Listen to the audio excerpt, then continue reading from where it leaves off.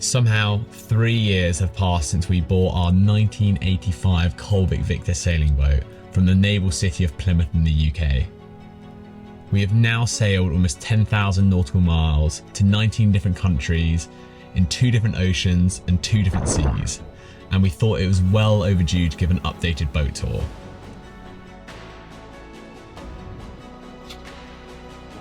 We're going to be honest straight up. We bought this boat for £38,000,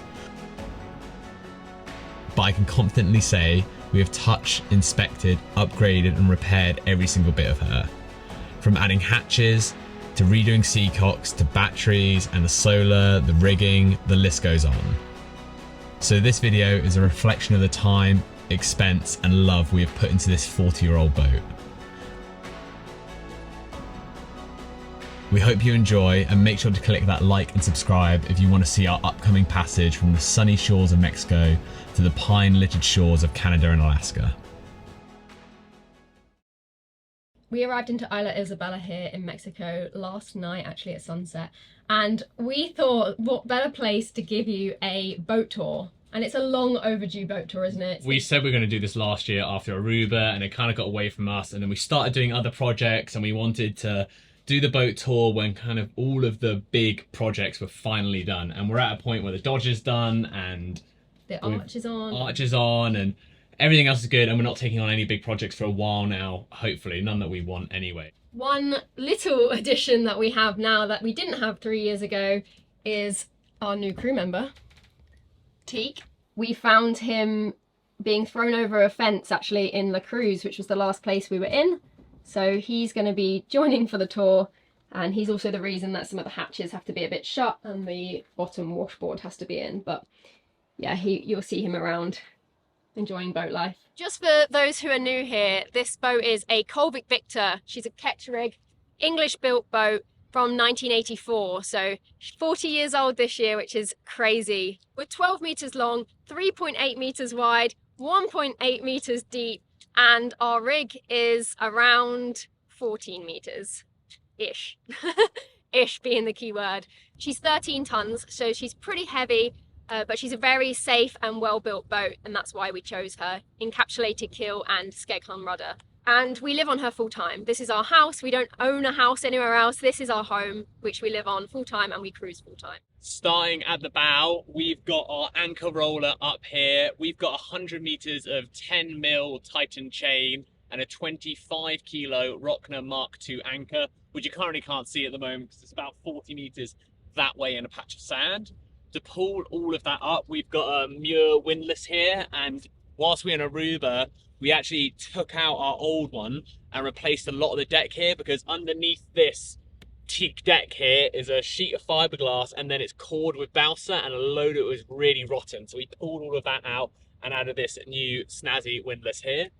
In Grenada, we also added this other head sail. So here we've got a big Genoa, and this is kind of more of a jib that we use for upwind sailing, and this is for kind of more downwind sailing or lighter wind days.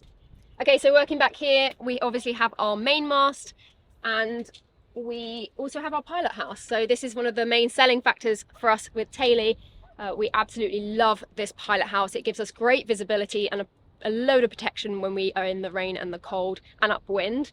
We also have our life raft, which is by Survivor Tech, and we got this last year. It's a 4-man, over 24-hour life raft.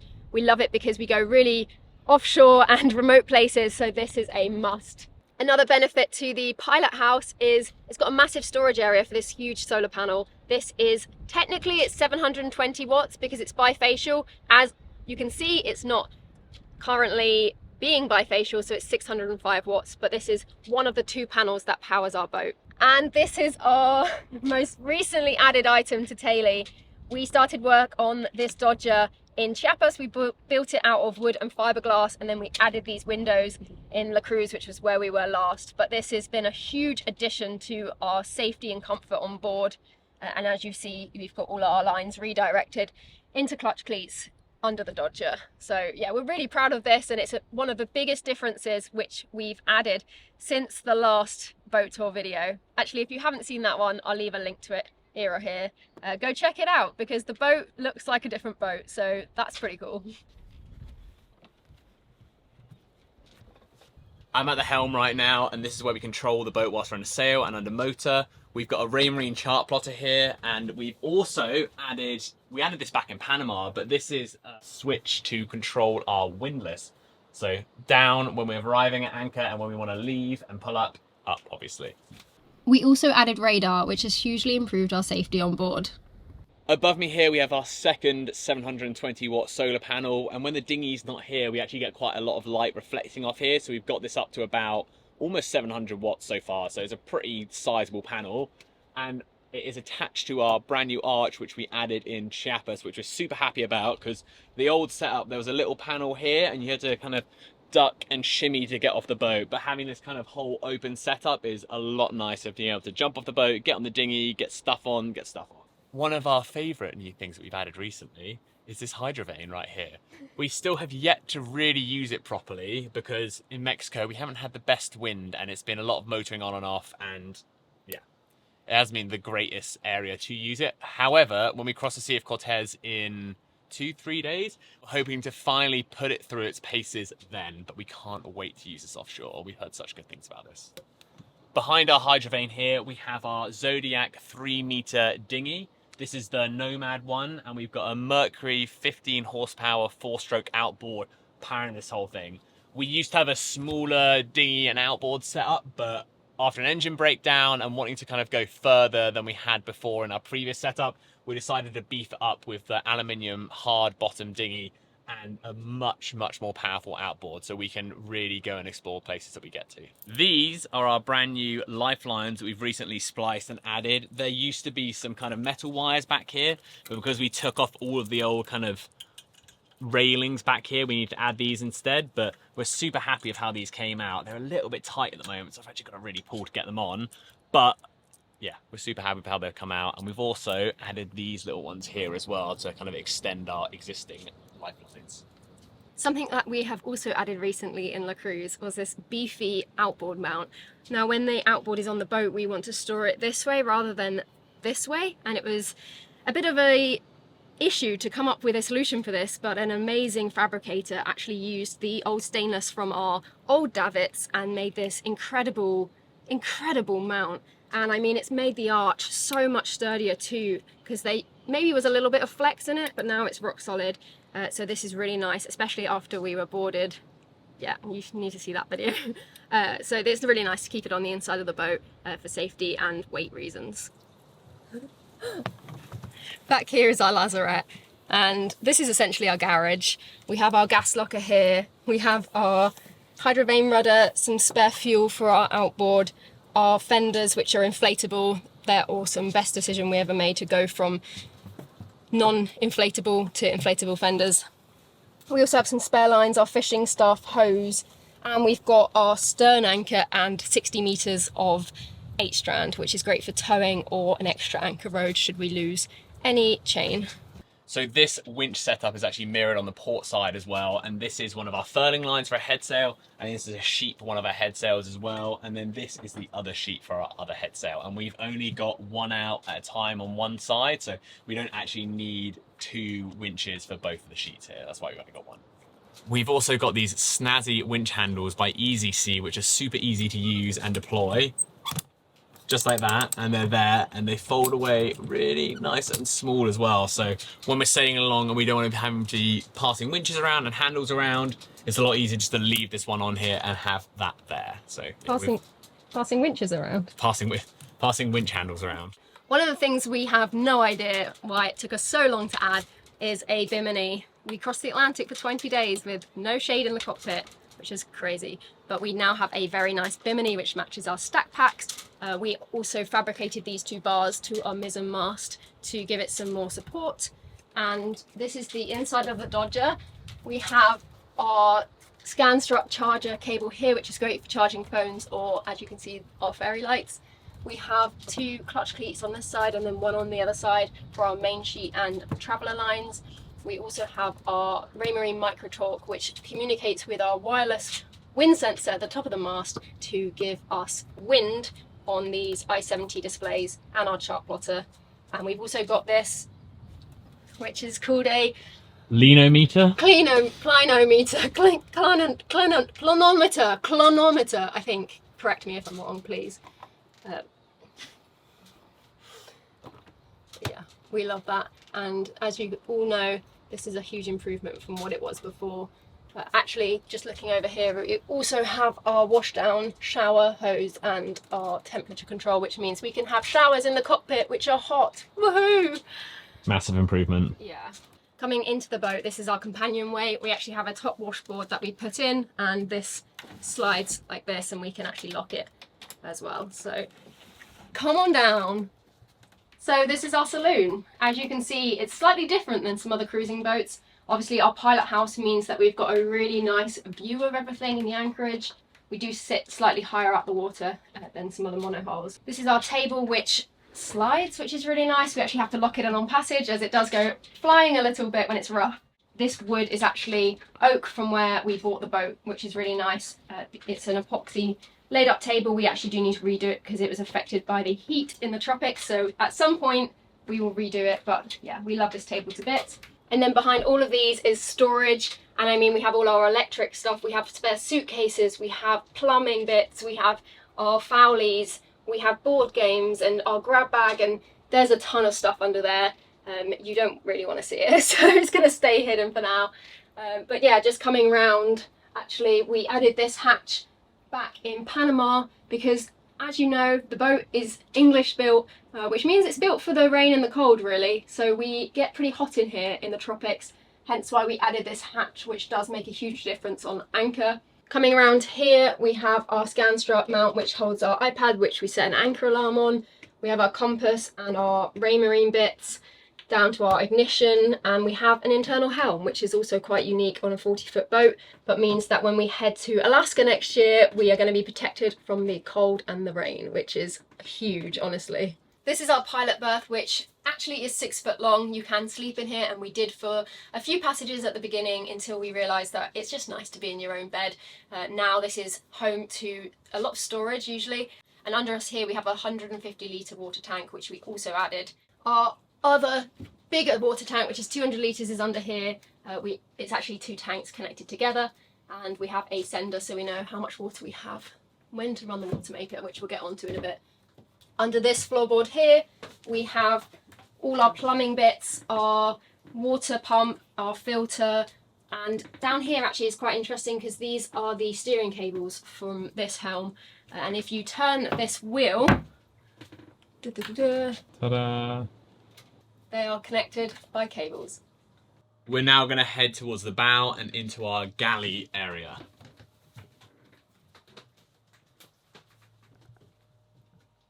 This is our galley and is one of our favourite things about the boat. It's a massive galley for a 40-foot boat this size. We've got induction hobs here and this whole work surface here, which is fantastic for cooking meals for lots of people, and it's just a really nice amount of space in here.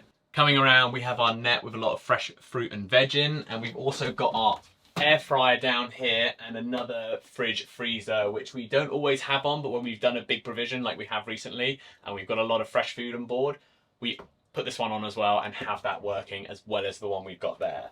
Underneath here, we've added a load more storage recently. It used to kind of be one big shelf and we hated that for years, so we actually added a second shelf in recently and added a load of these kind of storage bins, which have got a load of our kind of long life bits of food in there. But yeah, it's really nice that we've increased our storage on this side by this much. We've also got a load of bags and some workout gear, a toaster and a few other bits in there as well. And it's pink.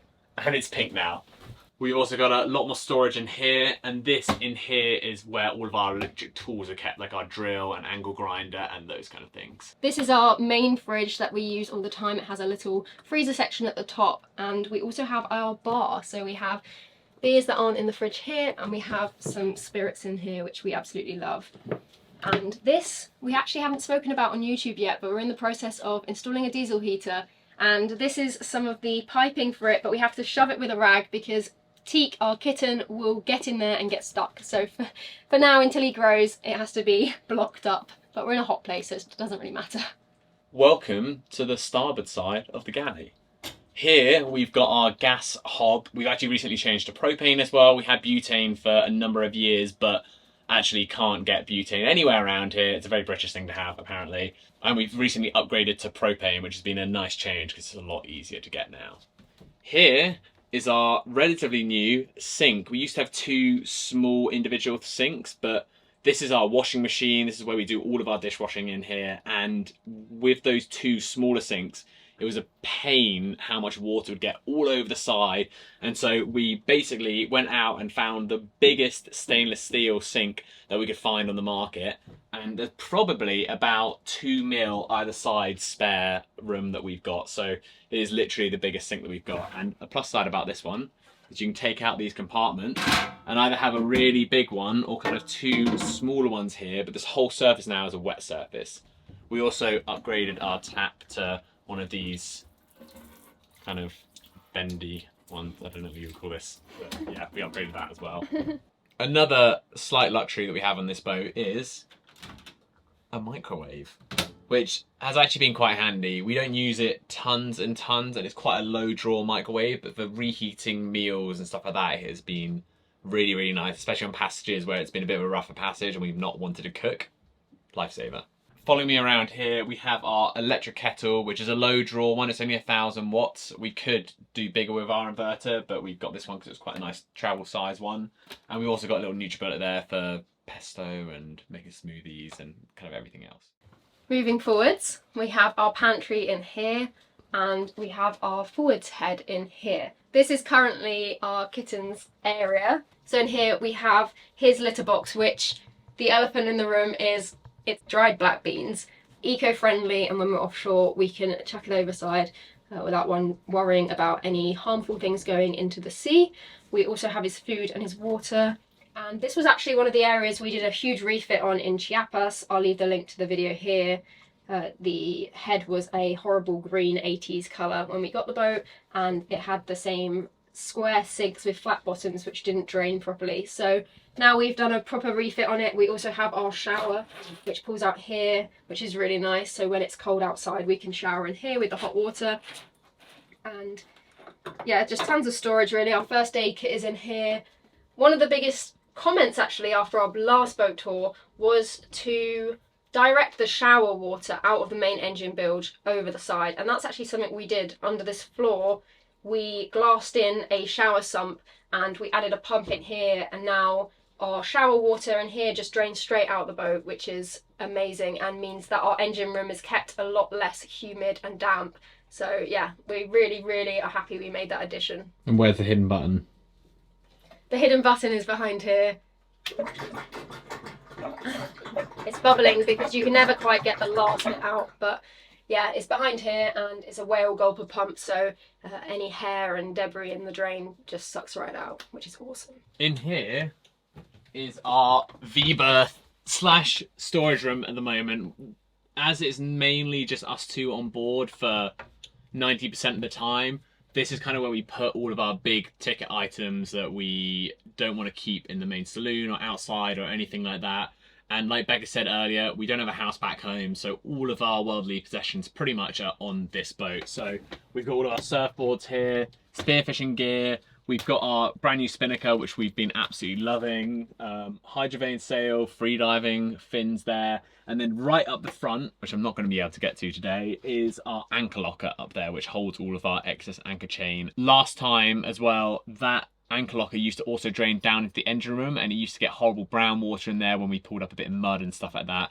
Now it's got its own seacock that it drains through, so we're way happier about that one as well. Beneath where I am here as well, we've also got a bow thruster, which is pretty oversized for this boat. It's not something that we added to the boat. It has been on the boat for probably like 10 years now, but it's really good when you come into marinas and it's really windy and you need that kind of extra little help to get the nose around.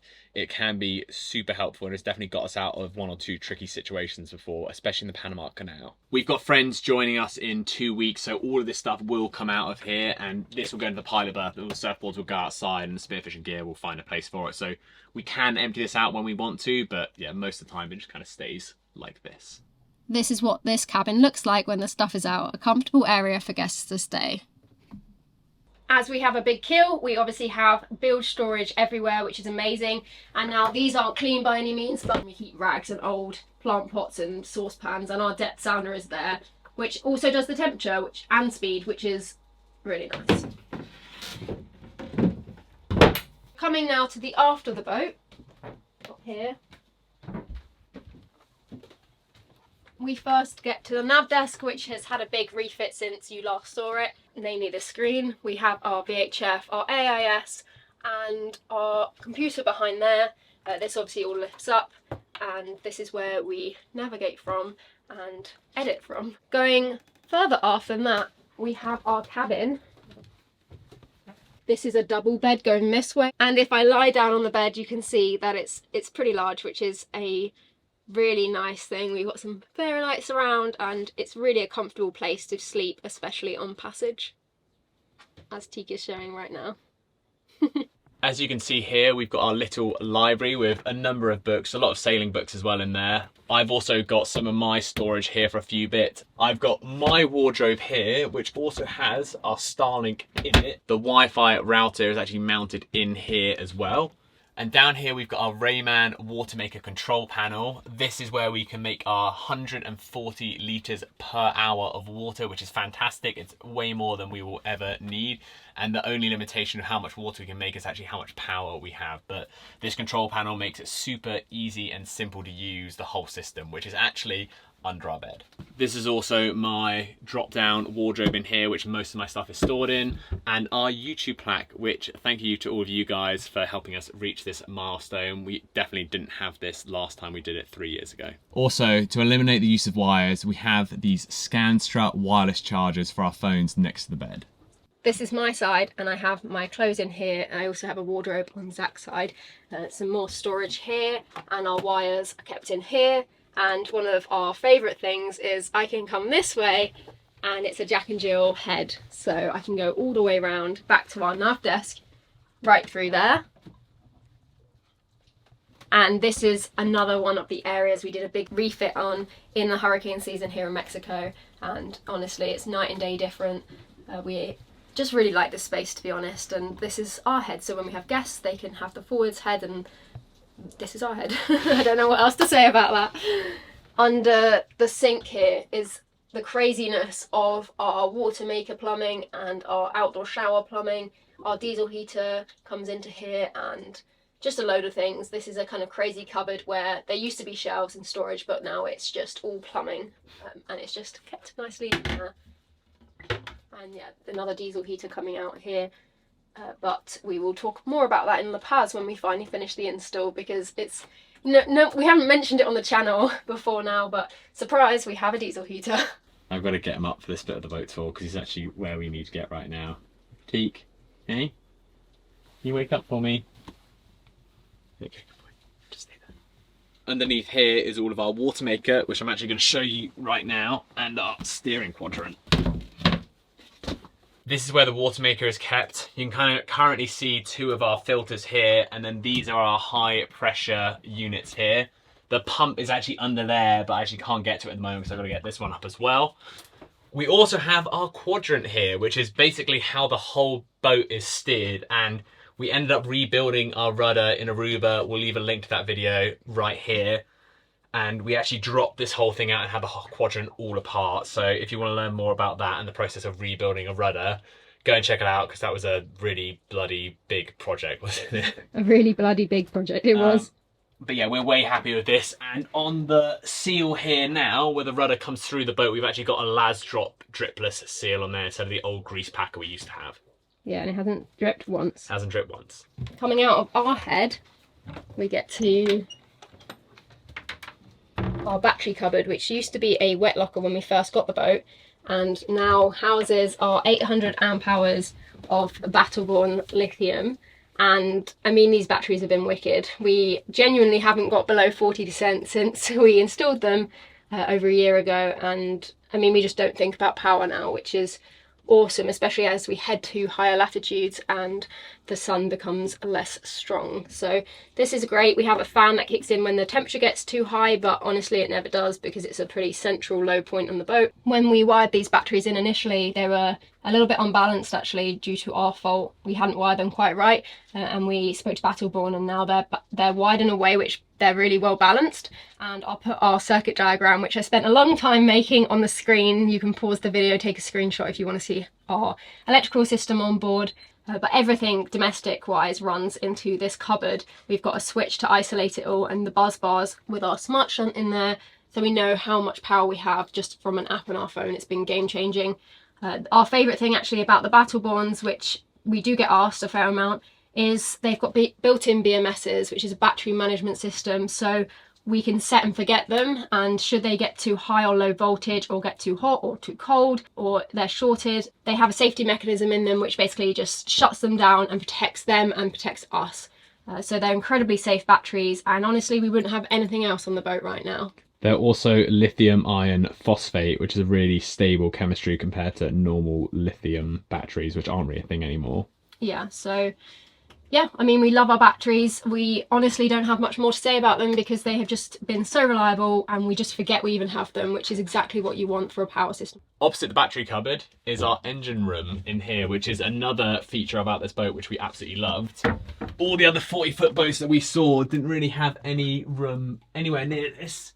Our engine, which we've got here, is a diesel S4S base, Mitsubishi base, but it was Maritanized in Spain by a company called Sol Diesel. And she's been, on the whole, a pretty bloody good engine. Down here in the centre of the boat, we've actually got our Lasdrop Gen 2 dripless seal, which has been fantastic. It was pretty easy to install in Aruba as well, but we changed out our old grease packer with this, and it has been fantastic. We've also got a brand new seawater strain that we added recently as well. Back here, we've got a new half-finished diesel heater, which still isn't up and running, but we will get up and running soon. It just hasn't been a priority in this kind of heat. And then over towards the port side here, we've got one of our diesel tanks. Altogether, we can hold about 500 litres of diesel, which is more than enough. We've also got our pre-filters for our engine here, these two. And then over here, we've got the rest of our electrical setup, which is a little bit crazy at the moment. We're kind of getting there with organising everything. We've got our two Victron MPPT 150-100 solar controlled chargers right here. We've also got our Monster Multi-Plus 3000 watt inverter and our DC to DC charger, which allows us to charge our house bank with the alternator on the engine. We've also got our two engine start batteries, two buzz bars here as well. And this back here is our hot water heater and our diesel heater fuel tank as well. And I think that's pretty much everything of significance in the engine room. We've also got this top opening access to the engine, which makes it super easy to do any maintenance or repairs we need to do on the engine as well. So we're very thankful to have this kind of ease of access to the engine. You got... Oh gosh. You almost disappear. Okay. We keep that shut for that reason. Yeah. That is our finished boat tour. We hope you all enjoyed it. As you can see, we are just over the moon with the boat we've got, honestly. She's done us really well, and she's kept us very safe. So if there's anything you want to see more of or have us chat more about, leave it down below and we will make a video about any other things people have to wonder. Yeah, or if you've got any questions about the boat or anything like that, about the systems we've gone over, or about things that we've added and how we've done it, or what we think about them, let us know in the comments as well, and we'll be happy to answer as many questions as we can. Like and subscribe if you haven't already. There's lots of exciting adventures to come as we sail to Canada this summer and Alaska next summer. If you haven't and want to go and check it out, go and check our Patreon out. We do a few exclusive videos each week for Patreon and other exclusive content. And yeah, we wouldn't be here without everyone on Patreon helping us along the way, because that community there has really got us to where we are today. So thank you, everyone. Yeah, thanks for watching.